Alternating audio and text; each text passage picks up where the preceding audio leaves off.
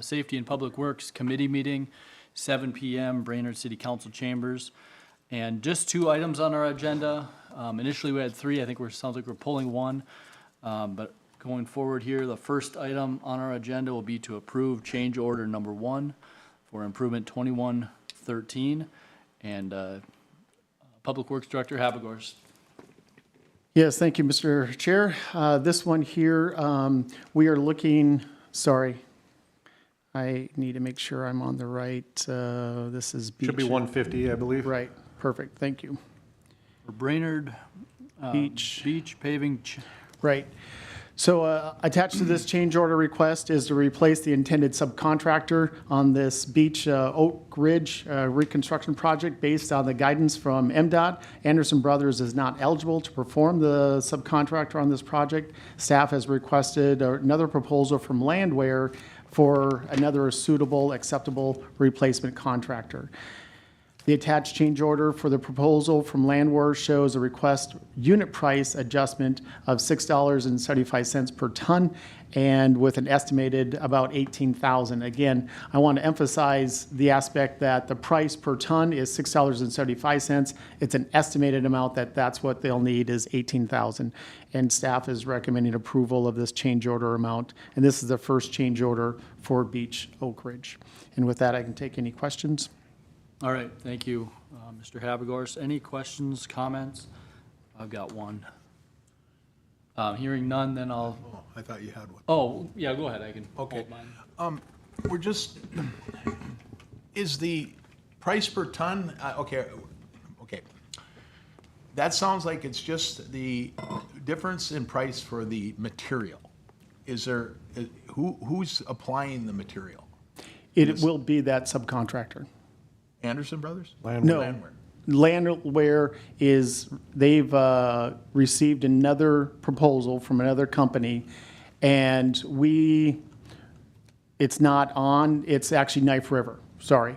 And Okay. Knife River is going to be performing that. So there'll be the asphalt. Correct. Okay, so right now, Landwehr had hired Anderson Brothers to do that, and they're Right. no longer, okay. That's all I have, thank you. Yep.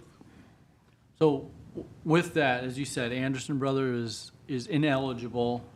You know, Landwehr had a contract with them or what have you. And do we have any liability there? Do we have an agreement with them? That No. we would have to terminate then in order to then bring this one on, or are we free and clear at this point? We're with that? free and clear. So when Landwehr will submit a formal bid, they'll get all their subs in line, and then after they get all their subs, pricing, then they'll submit a formal bid to us. And one of their subcontractors was Anderson Brothers. And we're like, hey, can't use Anderson Brothers anymore. This is a state job, and they'll have to go out, and that's why they got Knife River to submit a proposal. So they're handling that on their end, and then we just simply have to approve the new. Right. Okay. Correct. All right.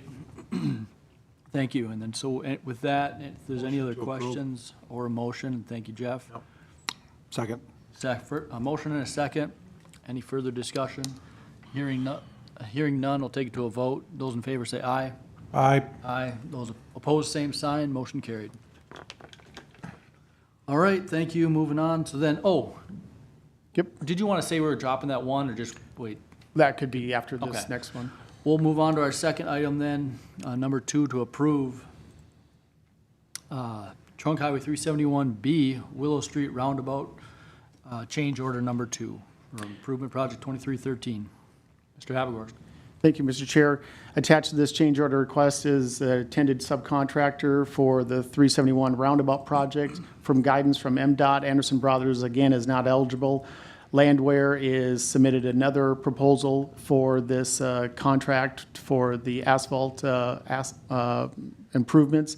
And you will notice on this one here, it's a much different per ton. It's like $21 per ton. And that is just due to the differences in the quantity and the pricing. We are sort of locked into this Landwehr using this, and we are sort of locked into using Landwehr. They have to get a sub, and they, it's hard for us to have any power in the sense of, how did you get to that number, and criticize their bidding process for this. So that's why you may already have a question on why was one $7, this one $21, but it's based on the actual tonnage, the number of tonnage for that. This one here is we are estimated at 29,000, but again, we will make sure that the price per ton will not exceed that dollar there, that $21.32. And you'll notice also on here, I want to try to be a little proactive, you'll notice that this is the second change order. You have not seen the first change order because we are still processing that one.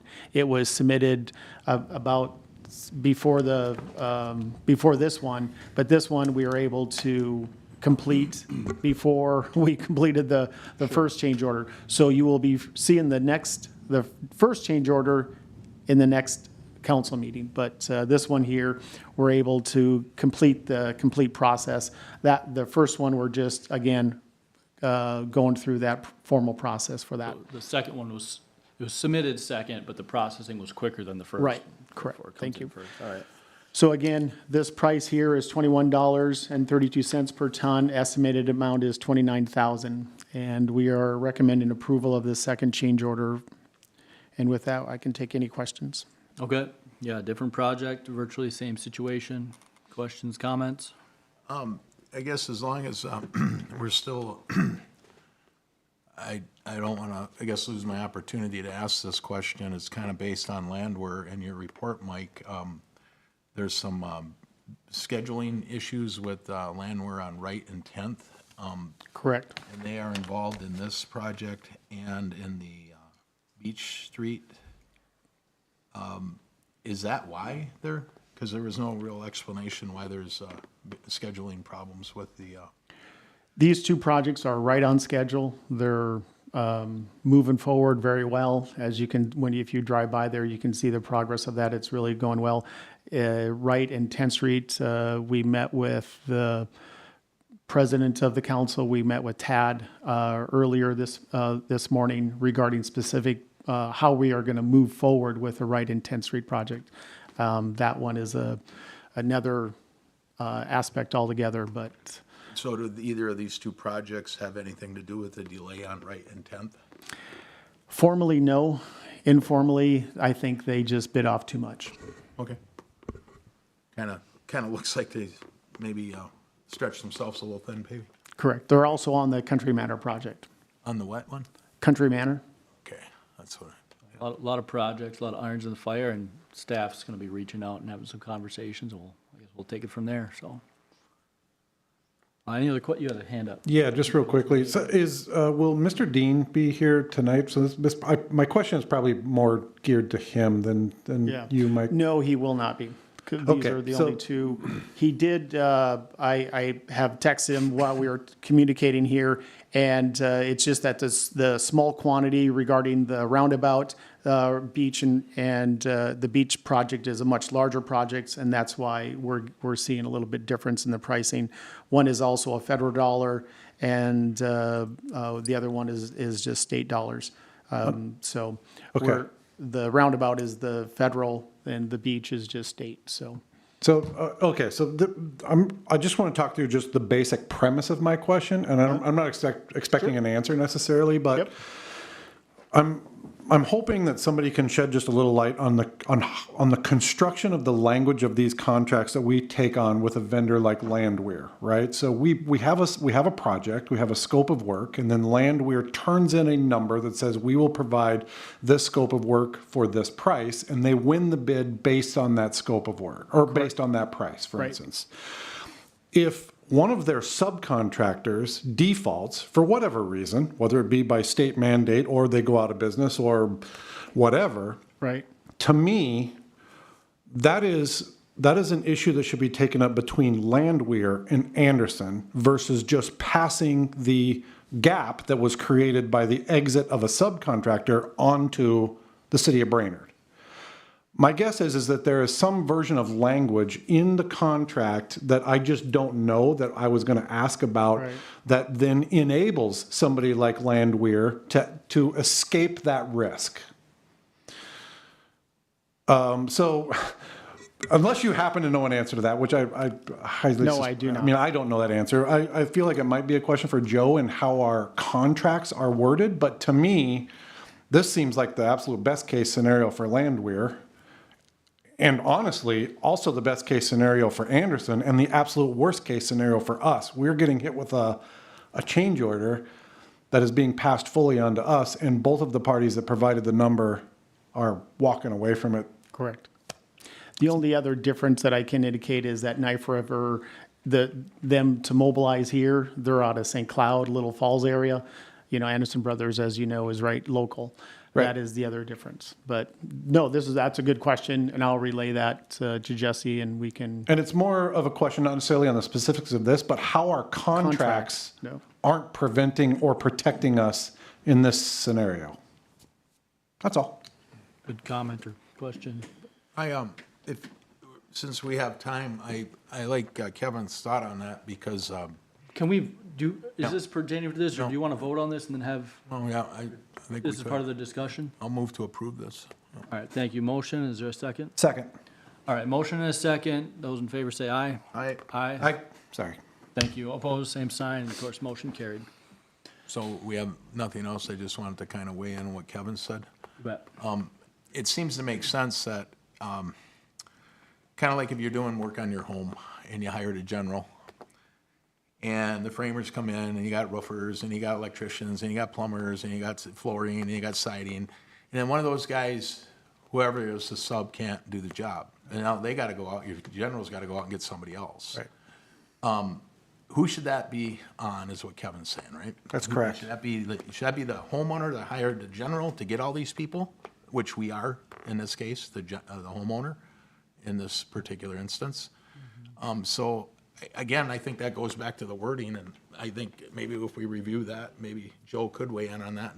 Maybe he'd have a quick answer for us too. So would you mind asking that when we get to the meeting? Me? Yeah. I'd be happy to ask that. And really, I think we're on the right track here because the compensation that we pay a general contractor, a big part of that is the risk that they take on by managing subs and vendors and unit pricing and futures and all of those types. That's the domain of being a general contractor. So I'm just curious how our contract language didn't protect us here and might be something we want to look at, but I'll be happy to ask. Okay, and then to your point, when you do a at-home comparison, I don't know how that homeowner would say, oh, you got to pay 15% more for this new subcontractor, and you're going to pass that along to me? You have a contract here with me Correct. that says this much. Correct. That's what yeah, so, I mean, we have I think there's always that acceptable percentage that you agree to, over, under, whatever it might be. Correct. But is this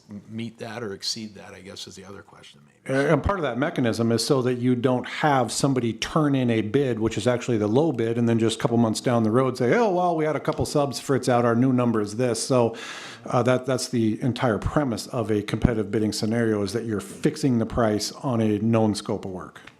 Well, if Mr. Chairman here would make sure that we have that opportunity, maybe after this item comes up on the, okay, mention that we have a question. You bet. I think it's a worthy conversation to kind of examine going forward, but Thanks for that, Kevin. That's a good idea. agreed. Yeah, so just to wrap things up for us here then, we do have a third item on our agenda, which sounds like we're gonna pull, but the solar agreement with Rotary, approval between City of Brainerd and Wolf Track Energy. Mr. Habergorst, do you wanna Yes, give us thank the you, Mr. latest on this one? Thank you, Mr. Chair. Yes, in further communication with Wolf Track, I've noticed that their bond was only for partial of the project. Contact them. They wanted an adjustment on their cost, and I was like, well, this contract's already signed, or it's on the agenda tonight. And if you'd like to start the process all over, but we would require a full bond for the project, not partial. And so they have requested to pull the contract, and they are going to be submitting a new dollar amount. And then we'll have to decide, is that going to be with BPU? Rotary is going to be paying that? Who will be paying that? And that will be outlined in the new contract. Okay. Real quick on that, Mike, do you expect that to be following the utility commission meeting coming back to us? Correct. First, it'll go to the commission, get them, their approval, park board approval, and then city council approval. Very good. Councilman Just real Yeager. quickly, I may have missed it in a meeting or somewhere, but was there any, off the top of your head, do you know roughly what the solar array was going to produce for value each year? Or how much electricity was this array going to make for us? Yeah. No, I don't. I just noticed that 38 years, we will finally have a benefit. 38 years benefit, and it's a 10-year warranty on the equipment. Good to know. Thank you, that's all. Funny, that was discussed at the utility commission meeting. Jeff, you On- might on the answer this. contract- This is more of a process, but being that this is on the agenda, do we need a motion to table this or No, take any I action or think- just? I think we'll just pull it at the beginning of the meeting, Okay, can make it then. amend the agenda. All righty. All right, that brings our committee meeting to a close at 7:16. We're adjourned.